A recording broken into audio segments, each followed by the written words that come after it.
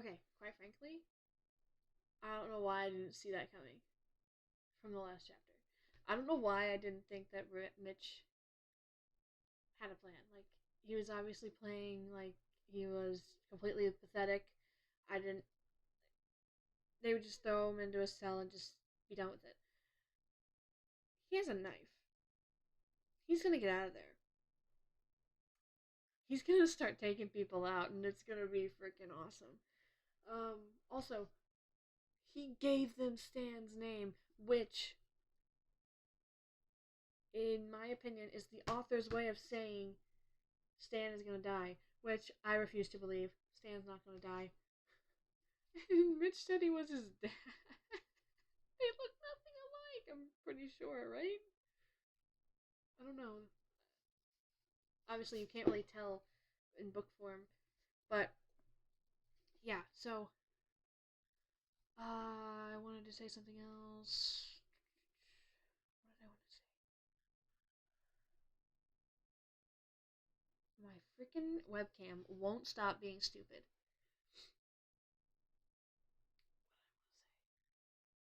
I wanted to say something, and it's just left me. Okay, you know what? I'll probably remember it by the end of this video. So let's just. Oh, my hair. Let's just get into chapter 63, shall we? Chapter 63. The stairs at the tail of the Russian plane were lowered, and Syed watched the soldiers in black fatigues file down the steps. He counted 30, all heavily armed, all Russian special forces. Syed had no doubt they were intended as both a show of force and an insult. Syed raised the radio to his lips and said, "You were right." Mugni's voice came back. "How many men?" 30 Spetsnaz, heavily armed. There was a long pause, and then, "I'll be there in 5 minutes." Syed attached the radio to his belt and watched as the elite Russian soldiers spread out to cover the area. Finally, Shevets appeared, and then Ivanov. Both men were in suits and wearing sunglasses to protect their delicate Moscow eyes. As they approached, Ivanov yelled at Syed from across the tarmac.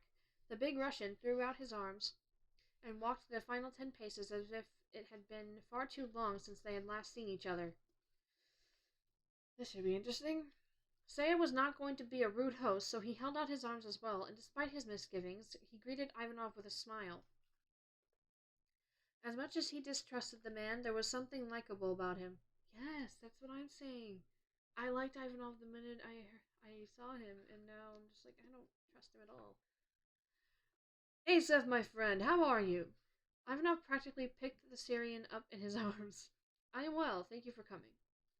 Ivanov pushed the Syrian intelligence officer away and held him at arm's length.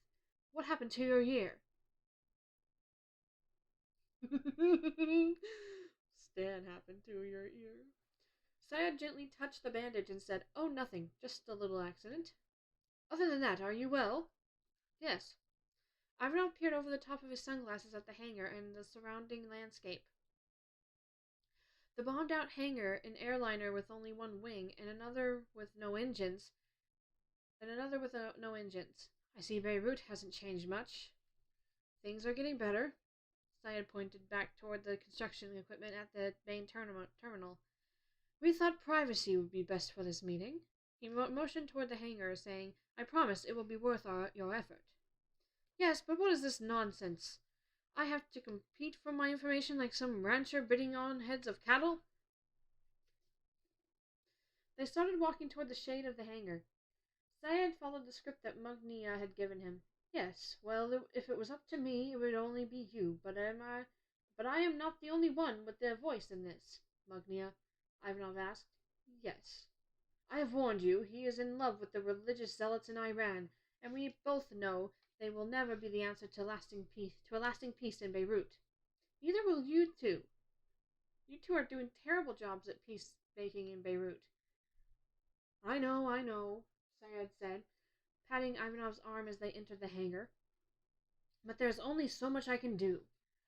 And you have been a staunch supporter. Do you think that has gone unnoticed?"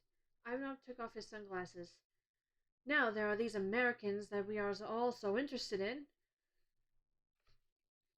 Syed pointed to their left. In the shadowy recesses of the hangar next to a rusty, broken-down truck, a man wearing a black hood sat in a single chair. But I thought there would be 3. There are, Syed said. Think of this one as a sample. Ivanov was not happy. I have flown all this way, and you play games with me. I do not like this, Asef.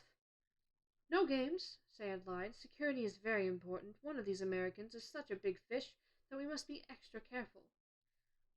What is his name? I cannot say just yet. Why?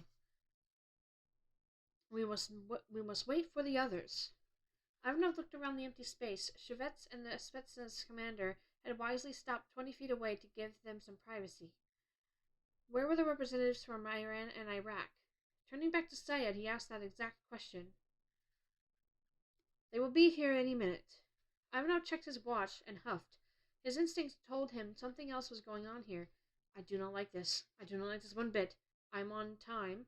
I have important business to attend to back in Moscow. I am sorry, Mikhail. Sorry will not work. Ivanov leaned in close so he was eye to eye with Syed.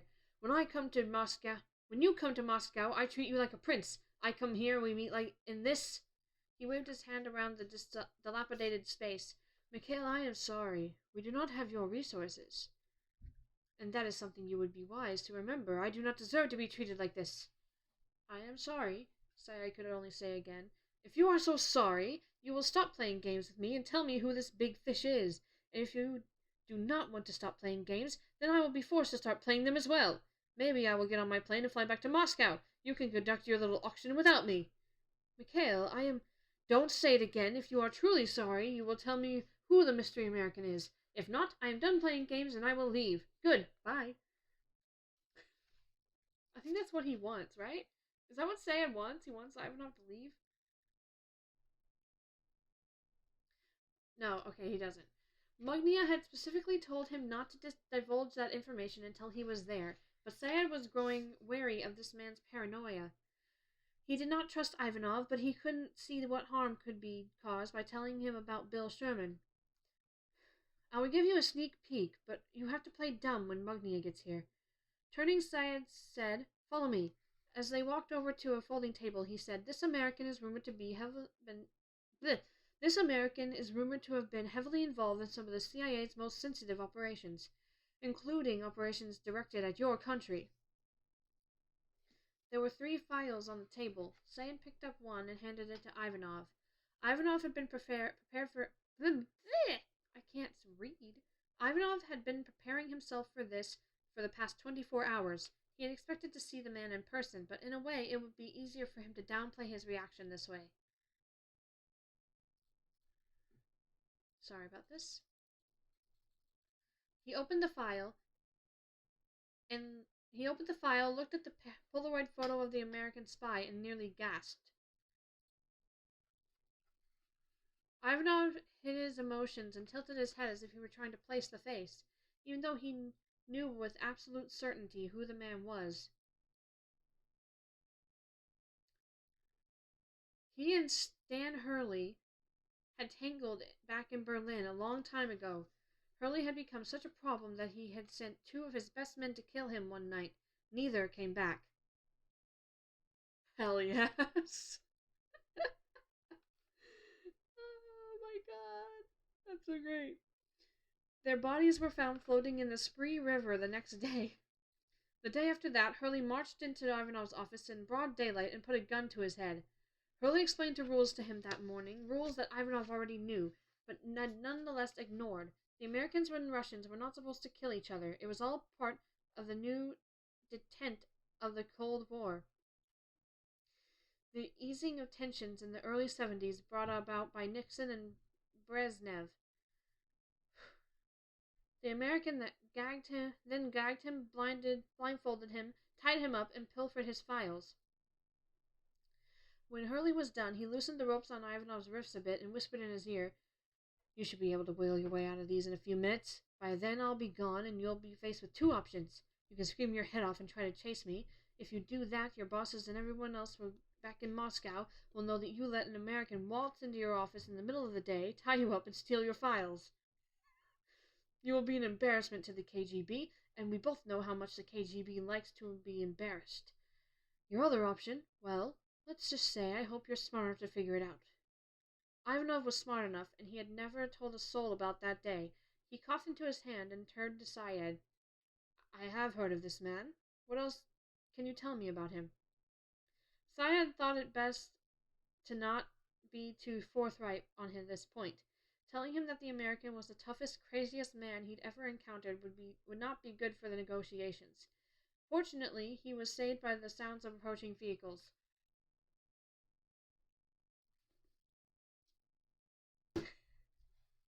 Oh my gosh, no. So does that mean, like, the deal went through? Like, am I to assume that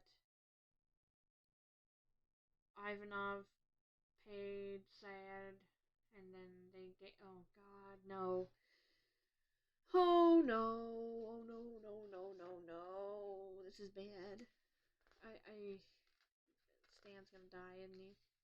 Okay, so we can read one more chapter. I think it's great that Ivanov and Stan have some history together. That's really fun. We are about 30 pages from the end, everybody. Not even. We're like 26 pages from the end. I don't know if I'm going to read all of it today because I'm not, okay,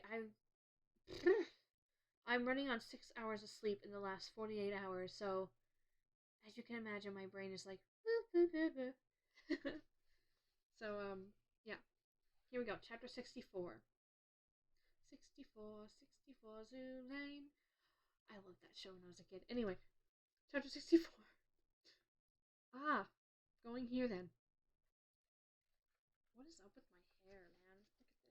It's all... I think I need a shower. I'm sorry. Chapter 64. Hurley dangled in the air from a hook that was tied to his wrist. So, he's with Ivanov now? Is that what I'm to assume? His toes hovered only a few inches from the floor. His shoulders ached like nothing he had ever experienced. This has been his punishment for taking a bite out of Sayed. Oh, okay. They also decided to tape his mouth shut, but he thought that had more to do with silencing his insults than with their fear of being bitten. The only nice thing to come out of it was that they'd left him alone. Not that hanging by your wrists a few inches off the ground was a nice thing, but it was certainly preferable to having your fingernails ripped out and being electrocuted. Yes, but if you lose strength, Hurley, you can no longer pull yourself up to breathe. Don't lose strength. There was a noise at the door. A second later it opened and the light turned on. Hurley blinked a few times before he could see it was Radih. Fuck this guy. Sorry. Okay, I've never been more annoyed at a character in a book before than Radih. Okay? Fuck him. I'm whispering that word because I live with my aunt right now, and she thinks I don't say that word, so...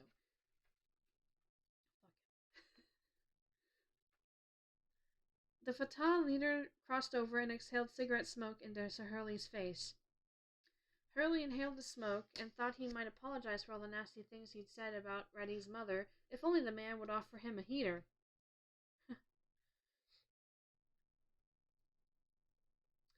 Radih reached up and tore the tape off the American's mouth. I have a surprise for you. We gonna try the rubber hose today? No, something much better. Great, Hurley said with feigned enthusiasm. Can't wait. Hey, about that stuff I said about your mom. Hurley, stop. It's not. Before Hurley could get the rest of it out, Radih smashed his fist into Hurley's stomach. I have had enough of your lies. I'm going to make you feel more pain than you have ever imagined. Good, Hurley coughed. I hope you kill me because Magnia will kill you for it. Nothing can make me happier than making sure you went down with me. Don't worry, I'm not going to kill you, Radih said, smiling. I'm sorry. Oh my gosh, this is great. I'm not going to kill you, Radih said, smiling, but I am going to kill your son. Mitch, you evil genius. Oh my gosh. Hurley laughed. What the fuck are you talking about? Radih turned to his men. Get him. My son? Hurley asked. You must be off your rocker, unless you mean one of your bastard brothers I fathered with your mother.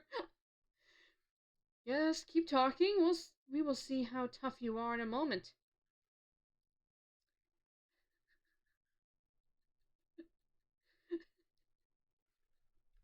Oh my gosh, this is great.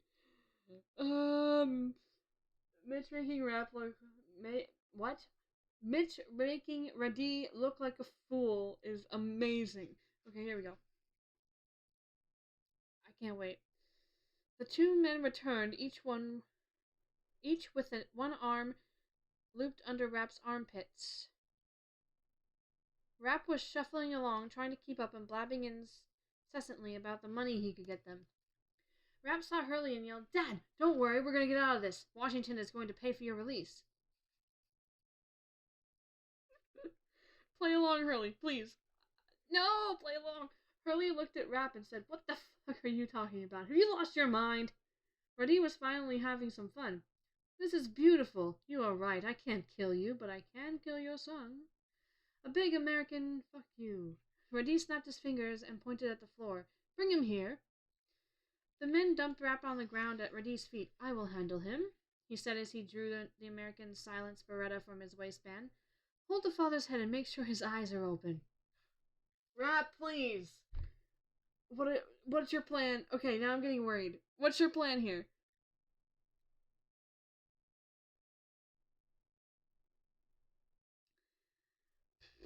Make him look, Radih commanded as he grabbed a fistful of Rapp's hair. Over here. Why are you doing this? Rapp wailed in a panicked voice. Our government will pay you. Radih bent over and said, They will pay for him, you idiot. You are worthless. He straightened and looked at Hurley. Are there any other lies you'd like to spew about my mother? Hurley didn't offer a reply. How does a man of your considerable... though twisted... Wait, what? Sorry, my brain. How does a man of your considerable, though twisted, talents sire such a stupid child?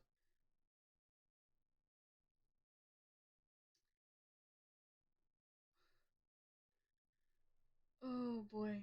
Rapp looked up, only half listening to the insults. His focus was on a beautiful 9mm suppressed Beretta. Take it. Oh my gosh, please. Shoot Radih in the face! Radih kept waving the gun back and forth, sticking it in Hurley's face and then pointing it at Rapp's head. Rapp followed it like a tennis volley. No, I'm imagining like a puppy, like a Labrador puppy, and it's just watching the tennis ball.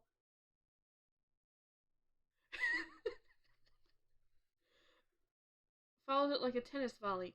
Radih's finger was on the trigger, and the red dot above his thumb told Rapp that the safety was off and the gun was hot. The man settled into a rhythm with his insults. He was now saying something about Rapp's mother, the woman he presumed to have slept with Hurley.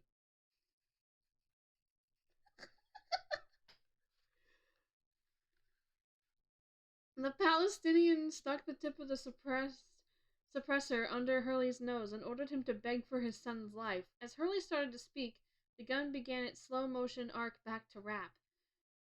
Rapp made his move. He'd sawed most of the way through the rope around his wrists while he was back in the holding cell. Yes! Now, not sure the tape would break, he went for a two-handed grab around the barrel of the gun. His hands clamped down on the steel while the gun was still swinging Rapp's way. Rapp stood, driving the gun straight up so a misfire wouldn't bury itself in Hurley's chest.